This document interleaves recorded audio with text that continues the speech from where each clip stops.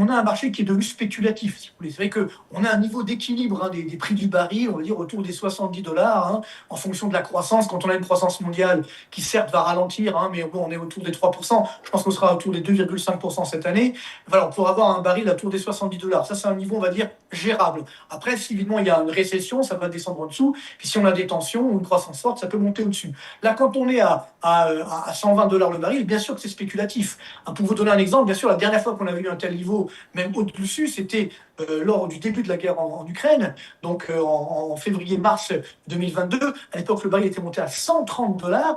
Ce qui est en même temps c'est intéressant de voir, c'est qu'à l'époque, ça avait duré. Si vous voulez, c'est que le baril avait flambé, mais ça avait duré plusieurs semaines, plusieurs mois. Or là, on se rend bien compte que ça peut réagir assez rapidement à la baisse parce que le marché reste quand même extrêmement spéculatif, mais il y aura bien sûr des conséquences sur l'inflation. Donc je pense que si on a ensuite, espérons-le, un apaisement, bien sûr que le baril pourra baisser, mais bon, ça prendra du temps à remettre tout en place, etc. Donc je pense qu'on restera quand même autour des 80 $ le baril assez durablement. Et donc ça veut dire bien sûr des impacts sur l'inflation. Si vous voulez, moi j'ai refait mes modèles d'inflation pour les prochains mois. Par exemple, sur la France, là on est actuellement à 1% d'inflation. Je Ouais. pense que d'ici décembre 2026, on sera à 3,2% d'inflation si le baril se maintient à 90 $.